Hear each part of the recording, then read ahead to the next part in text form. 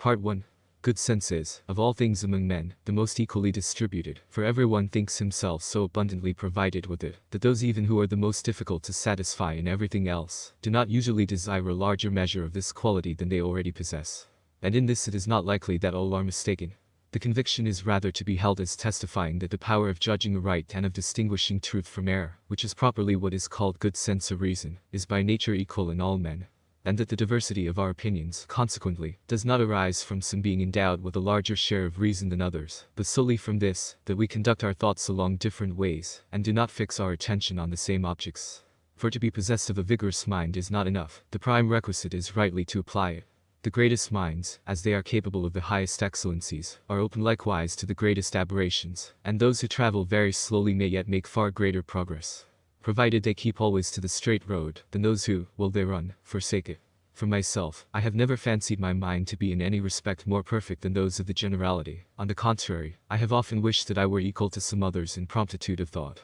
or in clearness and distinctness of imagination, or in fullness and readiness of memory. And besides these, I know of no other qualities that contribute to the perfection of the mind. For as to the reason or sense, inasmuch as it is that alone which constitutes us men, and distinguishes us from the brutes, I am disposed to believe that it is to be found complete in each individual. And on this point to adopt the common opinion of philosophers, who say that the difference of greater and less holds only among the accidents, and not among the forms or natures of individuals of the same species. I will not hesitate, however, to avow my belief that it has been my singular good fortune to have very early in life fallen in with certain tracts which have conducted me to considerations and maxims, of which I have formed a method that gives me the means, as I think, of gradually augmenting my knowledge, and of raising it by little and little to the highest point which the mediocrity of my talents and the brief duration of my life will permit me to reach. For I have already reaped from it such fruits that, although I have been accustomed to think lowly enough of myself, and although when I look with the eye of a philosopher at the varied courses and pursuits of mankind at large, I find scarcely one which does not appear vain and useless, I nevertheless derive the highest satisfaction from the progress I conceive myself to have already made in the search after truth, and cannot help entertaining such expectations of the future, as to believe that if, among the occupations of men as men, there is any one really excellent and important, it is that which I have chosen. After all, it is possible I may be mistaken, and it is but a little copper and glass, perhaps, that I take for gold and diamonds. I know how very liable we are to delusion in what relates to ourselves, and also how much the judgments of our friends are to be suspected when given in our favor. But I shall endeavor in this discourse to describe the paths I have followed, and to delineate my life as in a picture, in order that each one may be able to judge of them for himself, and that in the general opinion entertained of them, as gathered from current report, I myself may have a new help towards instruction to be added to those I have been in the habit of employing. My present design, then, is not to teach the method which each ought to follow for the right conduct of his reason, but solely to describe the way in which I have endeavored to conduct my own. They who set themselves to give precepts must of course regard themselves as possessed of greater skill than those to whom they prescribe, and if they err in the slightest particular, they subject themselves to censure. But as this tract is put forth merely as a history, or, if you will, as a tale, in which, amid some examples worthy of imitation, there will be found, perhaps, as many more which it were advisable not to follow, I hope it will prove useful to some without being hurtful to any, and that my openness will find some favor with all. From my childhood, I have been familiar with letters, and as I was given to believe that by their help a clear and certain knowledge of all that is useful in life might be acquired, I was ardently desirous of instruction. But as soon as I had finished the entire course of study, at the close of which it is customary to be admitted into the order of the learned, I completely changed my opinion. For I found myself involved in so many doubts and errors, that I was convinced I had advanced no farther in all my attempts of learning, than the discovery at every turn of my own ignorance. And yet I was studying in one of the most celebrated schools in Europe, in which I thought there must be learned men, if such were anywhere to be found. I had been taught all that others learned there, and not contented with the sciences actually taught us, I had, in addition, read all the books that had fallen into my hands, treating of such branches as are esteemed the most curious and rare. I knew the judgment which others had formed of me, and I did not find that I was considered inferior to my fellows, although there were among them some who were already marked out to fill the places of our instructors. And, in fine, our age appears to me as flourishing, and as fertile in powerful minds as any preceding one. I was thus led to take the liberty of judging of all other men by myself, and of concluding that there was no science in existence that was of such a nature as I had previously been given to believe. I still continued, however, to hold in esteem the studies of the schools. I was aware that the languages taught in them are necessary to the understanding of the writings of the ancients, that the grace of fable stirs the mind, that the memorable deeds of history elevate it, and, if read with discretion, aid in forming the judgment, that the perusal of all excellent books is, as it were, to interview with the noblest men of past ages, who have written them, and even a studied interview, in which are discovered to us only their choicest thoughts, that eloquence has incomparable force and beauty, that poesy has its ravishing graces and delights, that in the mathematics there are many refined discoveries eminently suited to gratify the inquisitive, as well as further all the arts, and lessen the labor of man,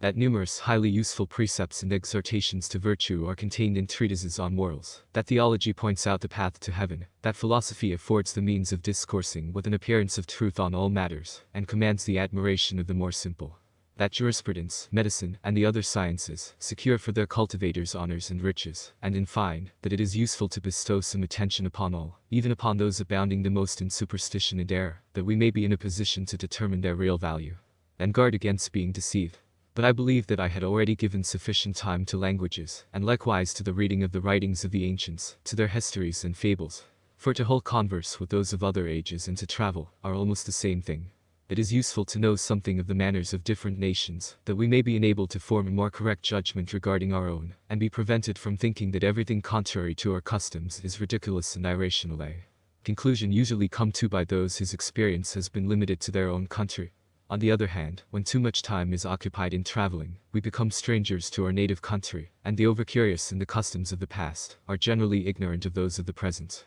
Besides, fictitious narratives lead us to imagine the possibility of many events that are impossible, and even the most faithful histories, if they do not wholly misrepresent matters, or exaggerate their importance, to render the account of them more worthy of perusal, omit, at least, almost always the meanest and least striking of the attendant circumstances. Hence it happens that the remainder does not represent the truth, and that such as regulate their conduct by examples drawn from this source, are apt to fall into the extravagances of the knight-errants of romance, and to entertain projects that exceed their powers. I esteemed eloquence highly, and was in raptures with poesy, but I thought that both were gifts of nature rather than fruits of study. Those in whom the faculty of reason is predominant, and who most skillfully dispose their thoughts with a view to render them clear and intelligible, are always the best able to persuade others of the truth of what they lay down, though they should speak only in the language of Lower Brittany, and be wholly ignorant of the rules of rhetoric. And those whose minds are stored with the most agreeable fancies, and who can give expression to them with the greatest embellishment and harmony, are still the best poets, though unacquainted with the art of poetry. I was especially delighted with the mathematics, on account of the certitude and evidence of their reasonings, but I had not as yet a precise knowledge of their true use, and thinking that they but contributed to the advancement of the mechanical arts, I was astonished that foundations, so strong and solid, should have had no loftier superstructure reared on them. On the other hand, I compared the disquisitions of the ancient moralists to very towering and magnificent palaces, with no better foundation than sand and mud, had laud the virtues very highly, and exhibit them as estimable far above anything on earth, but they give us no adequate criterion of virtue, and frequently that which they designate with so fine a name, is but apathy, or pride, or despair, or parricide. I revered our theology, and aspired as much as anyone to reach heaven, but being given assuredly to understand that the way is not less open to the most ignorant than to the most learned, and that the revealed truths which lead to heaven are above our comprehension, I did not presume to subject them to the impotency of my reason, and I thought that in order competently to undertake their examination, there was need of some special help from heaven, and of being more than man. The philosophy I will say nothing, except that when I saw that it had been cultivated for many ages by the most distinguished men, and that yet there is not a single matter within its sphere which is not still in dispute, and nothing, therefore, which is above doubt, I did not presume to anticipate that my success would be greater in it than that of others. And further, when I considered the number of conflicting opinions touching a single matter, that may be upheld by a learned man, well, there can be but one true, I reckoned as well nigh false all that was only probable. As to the other sciences, inasmuch as these borrowed their principles from philosophy, I judged that no solid superstructures could be reared on foundations so infirm, and neither the honor nor the gain held out by them was sufficient to determine me to their cultivation. For I was not, thank heaven, in a condition which compelled me to make merchandise of science for the bettering of my fortune, and though I might not profess to scorn glory as a cynic, I yet made very slight account of that honor which I hoped to acquire only through fictitious titles. And, in fine, of false sciences I thought I knew the worth sufficiently to escape being deceived by the professions of an alchemist, the predictions of an astrologer, the impostures of a magician, or by the artifices and boasting of any of those who profess to know things of which they are ignorant. For these reasons, as soon as my age permitted me to pass from under the control of my instructors, I entirely abandoned the study of letters, and resolved no longer to seek any other science than the knowledge of myself, or of the great book of the world. I spent the remainder of my youth in traveling, in visiting courts and armies, in holding intercourse with men of different dispositions and ranks, in collecting varied experience, in proving myself in the different situations into which fortune threw me, and, above all, in making such reflection on the matter of my experience as to secure my improvement. For it occurred to me that I should find much more truth in the reasonings of each individual, with reference to the affairs in which he is personally interested, and the issue of which must presently punish him if he has judged amiss, than in those conducted by a man of letters in his study, regarding speculative matters that are of no practical moment, and followed by no consequences to himself, farther, perhaps, than that they foster his vanity the better the more remote they are from common sense, requiring, as they must in this case, the exercise of greater ingenuity and art to render them probable. In addition, I had always a most earnest desire to know how to distinguish the true from the false, in order that I might be able clearly to discriminate the right path in life, and proceed it in with confidence. It is true that, while busied in considering the manners of other men, I found here, too, scarce any ground for settled conviction, and remarked hardly less contradiction among them than in the opinions of the philosophers.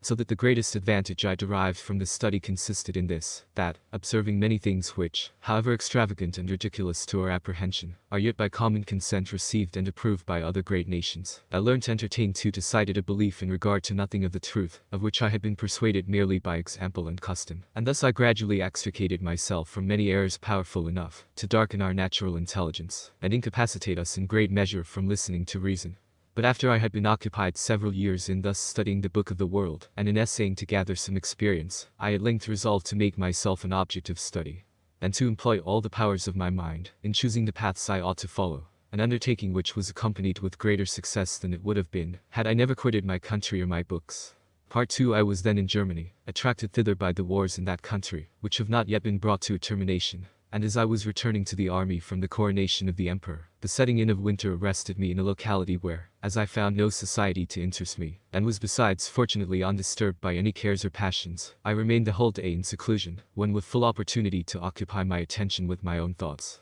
Of these one of the very first that occurred to me was, that there is seldom so much perfection in works composed of many separate parts, upon which different hands have been employed, as in those completed by a single master. Thus, it is observable that the buildings which a single architect has planned and executed, are generally more elegant and commodious than those which several have attempted to improve, by making old walls serve for purposes for which they were not originally built. Thus also, those ancient cities which, from being at first only villages, have become, in course of time, large towns, are usually but ill laid out, compared with the regularly constructed towns which a professional architect has freely planned on an open plain. So that although the several buildings of the former may often equal or surpass in beauty those of the latter, yet when one observes their indiscriminate juxtaposition, there are large one and here are small, and the consequent crookedness and irregularity of the streets, one is disposed to allege that chance rather than any human will guided by reason, must have led to such an arrangement. And if we consider that nevertheless there have been at all times certain officers whose duty it was to see that private buildings contributed to public ornament, the difficulty of reaching high perfection with but the materials of others to operate on, will be readily acknowledged.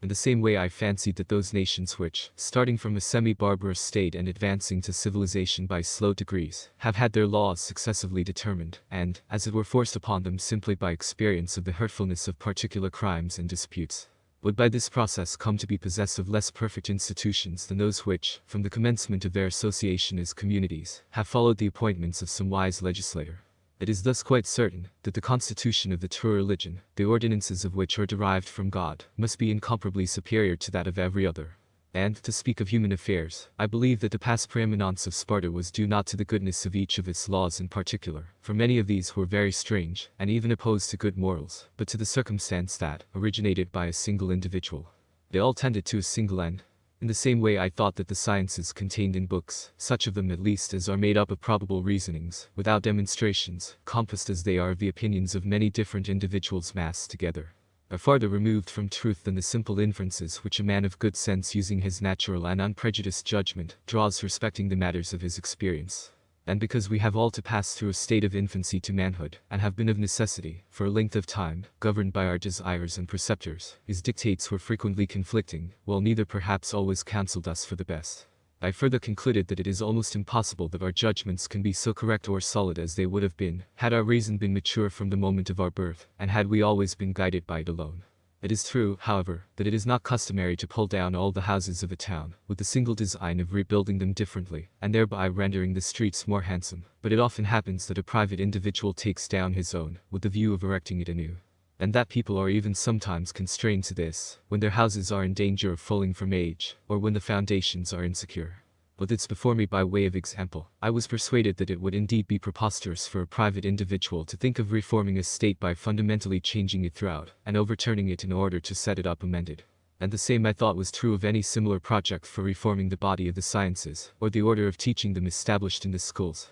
But as for the opinions which up to that time I had embraced, I thought that I could not do better than resolve at once to sweep them wholly away, that I might afterwards be in a position to admit either others more correct, or even perhaps the same, when they had undergone the scrutiny of reason. I firmly believe that in this way I should much better succeed in the conduct of my life, than if I built only upon old foundations, and leant upon principles which, in my youth, I had taken upon trust. For although I recognize various difficulties in this undertaking, these were not, however, without remedy, nor once to be compared with such as attend the slightest reformation in public affairs. Large bodies, if once overthrown, are with great difficulty set up again, or even kept erect when once seriously shaken, and the fall of such is always disastrous. Then if there are any imperfections in the constitutions of states, and that many such exists, the diversity of constitutions is alone sufficient to assure us. Custom has without doubt materially smoothed their inconveniences, and has even managed to steer altogether clear of, or sensibly corrected a number which sagacity could not have provided against with equal effect. And, in fine, the defects are almost always more tolerable than the change necessary for their removal.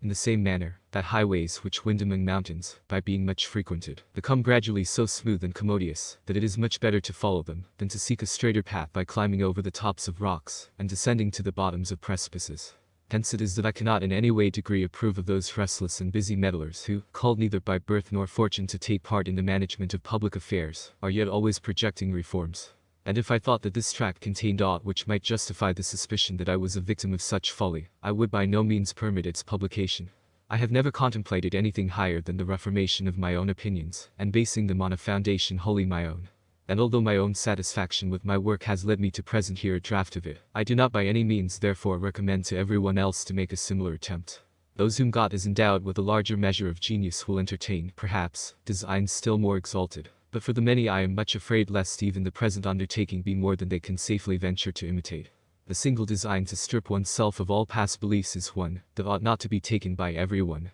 The majority of men is composed of two classes, for neither of which would this be at all a befitting resolution. In the first place, of those who with more than a due confidence in their own powers, are precipitate in their judgments and want the patience requisite for orderly and circumspect thinking, whence it happens, that if men of this class once take the liberty to doubt of their accustomed opinions, and quit the beaten highway, they will never be able to thread the byway that would lead them by a shorter course, and will lose themselves and continue to wander for life. In the second place, of those who possess a sufficient sense or modesty to determine that there are others who excel them in the power of discriminating between truth and error, and by whom they may be instructed, ought rather to content themselves with the opinions of such than trust for more correct to their own reason. For my own part, I should doubtless have belonged to the latter class, had I received instruction from but one master, or had I never known the diversities of opinion, that from time immemorial have prevailed among men of the greatest learning. But I had become aware, even so early, as during my college life, that no opinion, however absurd and incredible, can be imagined, which has not been maintained by some one of the philosophers. And afterwards in the course of my travels I remarked, that all those whose opinions are decidedly repugnant to ours are not on that account barbarians and savages, but on the contrary, that many of these nations make an equally good, if not a better, use of their reason than we do.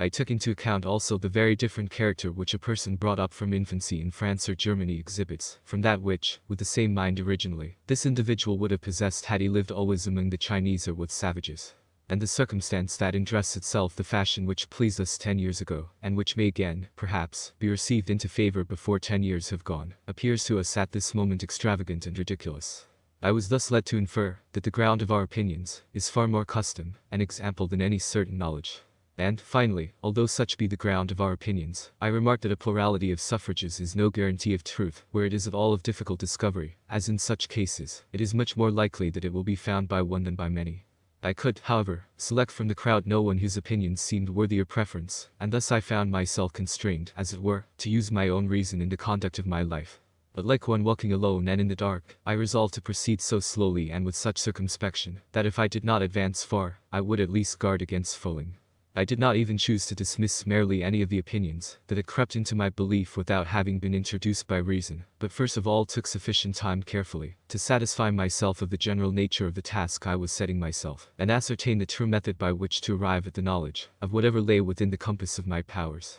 Among the branches of philosophy, I had, at an earlier period, given some attention to logic, and among those of the mathematics to geometrical analysis and algebra, 3 arts or sciences, which ought, as I conceive, to contribute something to my design. But, on examination, I found that, as for logic, the syllogisms and the majority of its other precepts are of avail rather in the communication of what we already know, or even as the art of lully, in speaking without judgment of things of which we are ignorant, than in the investigation of the unknown. And although this science contains indeed a number of correct and very excellent precepts, there are, nevertheless, so many others, and these either injurious or superfluous, mingled with the former, that it is almost quite as difficult to effect a severance of the true from the false as it is to extract a Diana or a Minerva from a rough block of marble. Then as to the analysis of the ancients, and the algebra of the moderns, besides that they embrace only matters highly abstract, and, to appearance, of no use, the former is so exclusively restricted to the consideration of figures, that it can exercise the understanding only on condition of greatly fatiguing the imagination, too, and, in the latter, there is so complete a subjection to certain rules and formulas, that there results an art full of confusion and obscurity calculated to embarrass,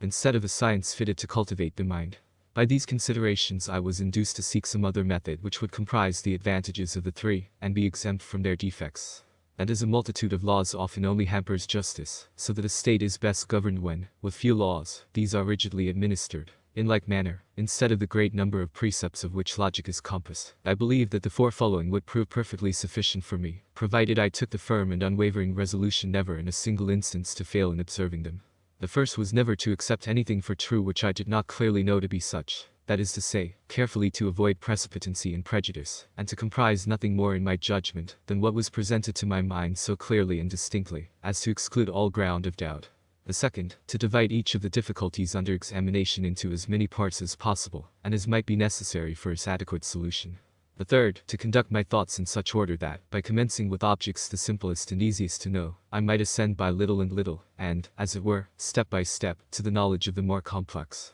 assigning in thought a certain order even to those objects which in their own nature do not stand in a relation of antecedence and sequence. And the last, in every case to make enumeration so complete, and reviews so general, that I might be assured that nothing was omitted. The long chains of simple and easy reasonings by means of which geometers are accustomed to reach the conclusions of their most difficult demonstrations, had led me to imagine that all things, to the knowledge of which man is competent, are mutually connected in the same way, and that there is nothing so far removed from us, as to be beyond our reach, or so hidden, that we cannot discover it, provided only we abstain from accepting the false for the true, and always preserve in our thoughts the order necessary for the deduction of one truth from another. And I had little difficulty in determining the objects with which it was necessary to commence, for I was already persuaded that it must be with the simplest and easiest to know, and, considering that of all those who have hitherto sought truth in the sciences, the mathematicians alone have been able to find any demonstrations, that is, any certain and evident reasons, I did not doubt, but that such must have been the rule of their investigations. I resolved to commence, therefore, with the examination of the simplest objects, not anticipating, however, from this any other advantage than that to be found in accustoming my mind to the love and nourishment of truth, and to a distaste for all such reasonings as were unsound. But I had no intention on that account of attempting to master all the particular sciences commonly denominated mathematics, but observing that, however different their objects, they all agree in considering only the various relations or proportions subsisting among those objects. I thought it best for my purpose to consider these proportions in the most general form possible, without referring them to any objects in particular, except such as would most facilitate the knowledge of them, and without by any means restricting them to these, that afterwards I might thus be the better able to apply them to every other class of objects to which they are legitimately applicable. Perceiving further, that in order to understand these relations, I should sometimes have to consider them one by one, and sometimes only to bear them in mind, or embrace them in the aggregate, I thought that, in order the better to consider them individually, I should view them as subsisting between straight lines, than which I could find no objects more simple, or capable of being more distinctly represented to my imagination and senses, and on the other hand, that in order to retain them in the memory, or embrace an aggregate of many, I should express them by certain characters the briefest possible. In this way I believed that I could borrow all that was best both in geometrical analysis and in algebra, and correct all the defects of the one by help of the other. And, in point of fact, the accurate observance of these few precepts gave me, I take the liberty of saying, such ease in unraveling all the questions embraced in these two sciences, that in the 2 or 3 months I devoted to their examination, not only did I reach solutions of questions I had formerly deemed exceedingly difficult, but even as regards questions of the solution of which I continued ignorant, I was enabled, as it appeared to me, to determine the means whereby, and the extent to which, a solution was possible. Results attributable to the circumstance that I commenced with the simplest and most general truths, and that thus each truth discovered was a rule available in the discovery of subsequent ones. Nor in this perhaps shall I appear too vain if it be considered that, as the truth on any particular point is one, whoever apprehends the truth, knows all that on that point can be known. A child, for example, who has been instructed in the elements of arithmetic, and has made a particular addition, according to rule, may be assured that he has found, with respect to the sum of the numbers before him, all that in this instance is within the reach of human genius. Now, in conclusion, the method which teaches adherence to the true order, and an exact enumeration of all the conditions of the thing sought includes all that gives certitude to the rules of arithmetic. But the chief ground of my satisfaction with this method was the assurance I had of thereby exercising my reason in all matters, if not with absolute perfection, at least with the greatest attainable by me. Besides, I was conscious that by its use my mind was becoming gradually habituated to clear and more distinct conceptions of its objects, and I hoped also, from not having restricted this method to any particular matter, to apply it to the difficulties of the other sciences, with not less success than to those of algebra. I should not, however, on this account have ventured at once on the examination of all the difficulties of the sciences which presented themselves to me, for this would have been contrary to the order prescribed in the method, but observing that the knowledge of such is dependent on principles borrowed from philosophy, in which I found nothing certain, I thought it necessary first of all to endeavor to establish its principles. And because I observed, besides, that an inquiry of this kind was of all others of the greatest moment, and one in which precipitancy and anticipation in judgment were most to be dreaded, I thought that I ought not to approach it till I had reached a more mature age, being at that time but 23, and had first of all employed much of my time in preparation for the work, as well by eradicating from my mind all the erroneous opinions I had up to that moment accepted, as by amassing variety of experience to afford materials for my reasonings, and by continually exercising myself in my chosen method with a view to increase skill in its application.